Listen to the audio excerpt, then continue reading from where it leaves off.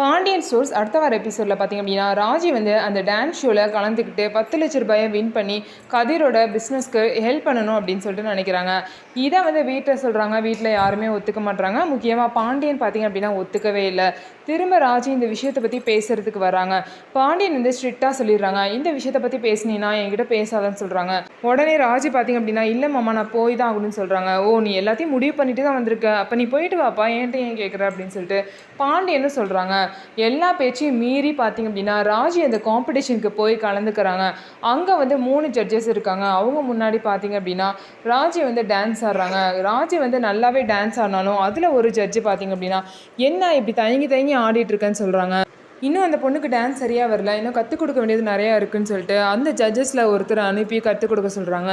அந்த ஜட்ஜு வந்து பார்த்திங்க அப்படின்னா அந்த பையன் வந்து ராஜியை வந்து தொட்டு இந்த மாதிரிலாம் கற்றுக் கொடுக்குற மாதிரி கற்றுக் கொடுக்குறாங்க. இது வந்து ராஜிக்கு பிடிக்காம வெளியே வந்துடுறாங்க. அந்த நேரம் பார்த்து கதிர் கால் பண்ணி ராஜிக்கிட்ட எல்லாம் ஓகேவா ராஜி அப்படின்னு சொல்லிட்டு கேட்குறாங்க. அப்போ பார்த்தீங்கன்னா ராஜி இங்கே நடந்த விஷயத்த சொல்ல முடியாமல் வந்து தவிக்கிறாங்க. ஸோ ராஜி பார்த்திங்க அப்படின்னா எல்லா தடையும் மீறி கதிர்க்காக அந்த காம்படிஷனில் எப்படி வின் பண்ணி 10 லட்ச ரூபாயை வின் பண்ணிட்டு வர போகிறாங்க அப்படிங்கிறத நம்ம வெயிட் பண்ணி பார்க்கலாம். நம்ம வீடியோ உங்களுக்கு பிடிச்சிருந்தா நம்ம வீடியோவை லைக் பண்ணிக்கோங்க.